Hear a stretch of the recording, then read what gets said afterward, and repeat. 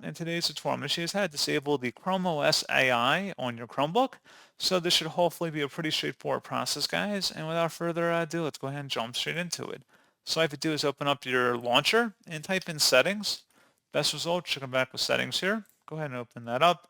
On the left panel, select where it says ChromeOS AI.